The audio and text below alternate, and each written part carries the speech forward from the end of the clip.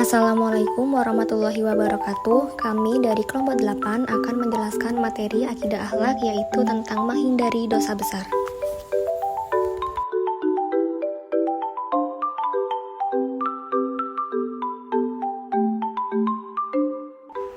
Dosa besar yang pertama yakni membunuh. Islam mengajarkan untuk melindungi setiap nyawa, karena menghilangkan satu nyawa pada hakikatnya sama dengan membunuh seluruh umat manusia. Dan ada pula dampak negatif dari perilaku membunuh. Yang pertama yakni bagi pelaku pembunuhan diancam akan dimasukkan ke neraka jahanam. Yang kedua, bagi keluarga korban dapat menimbulkan rasa dendam yang berkepanjangan dan sulit terlupakan. Dan yang ketiga, dapat menimbulkan trauma psikologis. Ada pula dalil yang membahas tentang perilaku membunuh, yakni ada di Quran Surat An-Nisa ayat 93 dan Quran Surat Al-Maidah ayat 32.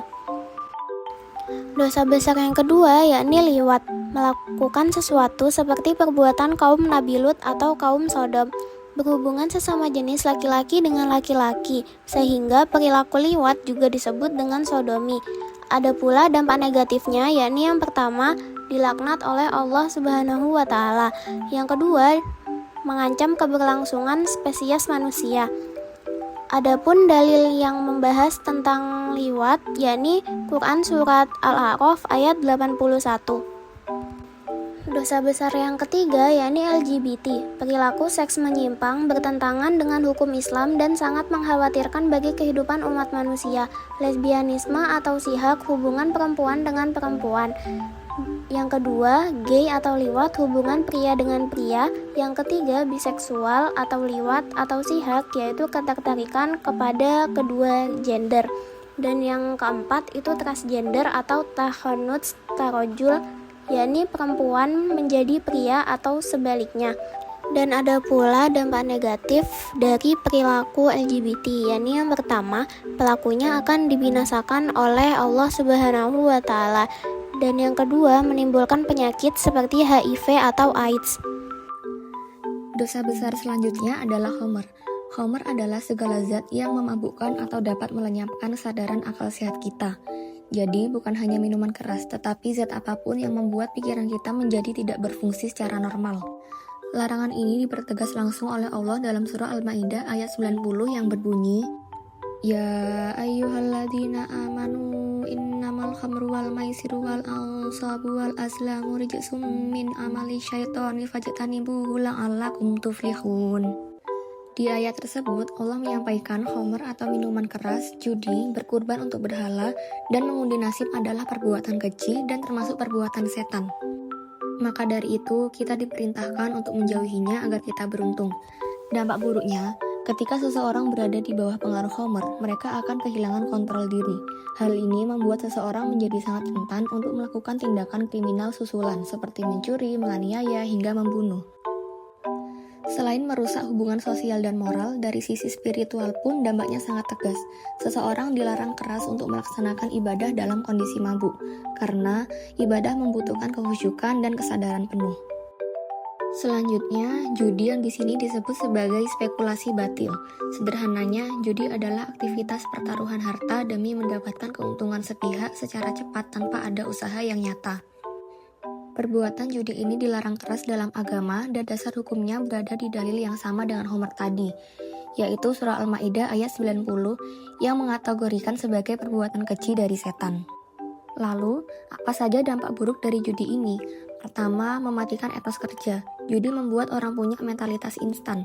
Mereka jadi malas bekerja produktif karena selalu berharap pada keberuntungan. Yang kedua, merusak hubungan sosial. Efeknya bisa memicu keretakan keluarga, bikin orang saling mencurigai, menaruh dendam, sampai memicu permusuhan di tengah masyarakat. Lalu yang ketiga, ada ancaman finansial.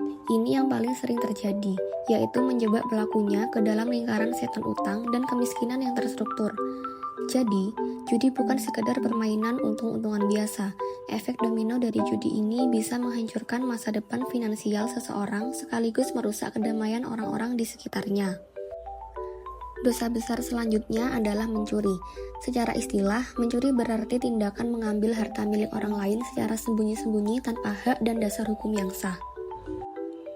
Di slide ini, landasan yang saya cantumkan adalah surah Ibrahim ayat 7 yang berbunyi, Wa ta'adzana rabbakum la in syakartum la azidannakum wa la in kafartum inna azabi lasyadid.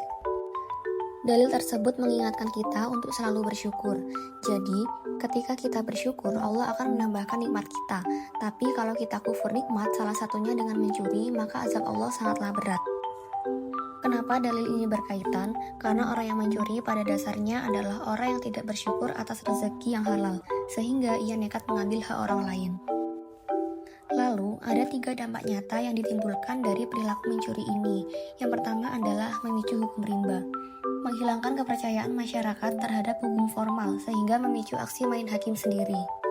Lalu menimbulkan ketakutan massal, menciptakan rasa tidak aman dan hilangnya kedamaian di lingkungan sosial, serta merugikan ekonomi korban, merampas hasil kerja keras orang lain secara zolim yang dapat menghancurkan mata pencaharian korban. Durhaka kepada kedua orang tua merupakan salah satu perbuatan yang menyandang gelar dosa paling besar setelah menyekutukan Allah. Sebagai seorang anak, kita wajib berbakti menaati perintah kebaikan mereka, serta senantiasa berkata dan bersikap sopan. Allah Subhanahu wa Ta'ala berfirman dalam Quran Surah Al-Isra ayat 23, dan Tuhanmu telah memerintahkan agar kamu jangan menyembah selain Dia dan hendaklah berbuat baik kepada ibu bapa. Dosa besar berikutnya adalah meninggalkan sholat. Sholat fardu merupakan tiang agama dan amal ibadah yang pertama kali akan dihisab di hari kiamat kelak. Meninggalkannya dengan sengaja merupakan pelanggaran besar terhadap perintah Allah dan Rasul-Nya. Sebagaimana sabda Nabi Muhammad SAW, perjanjian antara kami dan mereka orang kafir adalah sholat. Barang siapa meninggalkannya, maka ia telah kafir. Hadis riwayat Ahmad, Tirmizi, dan An-Nasai. Selain itu, dosa besar ketiga yang harus kita jauhi adalah memakan harta anak yatim secara zalim.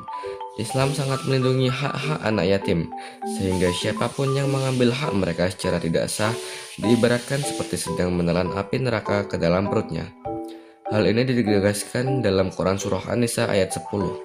Sesungguhnya orang-orang yang memakan hak harta anak yatim secara zalim, sebenarnya mereka itu menelan api dalam perutnya, dan mereka akan masuk ke dalam api yang menyala-nyala. Dosa besar yang juga sangat merusak kehidupan bermasyarakat adalah korupsi. Korupsi merupakan bentuk pengkhianatan amanah dan perbuatan curang dengan mengambil harta atau hak orang banyak secara batil untuk kepentingan pribadi. Padahal Allah Subhanahu wa Ta'ala telah melarang kita untuk saling memakan harta di antara sesama dengan cara yang tidak benar, seperti yang tercantum dalam Quran Surah Al-Baqarah ayat 188. Dan janganlah sebagian kamu makan harta sebagian yang lain di antara kamu dengan jalan yang batil.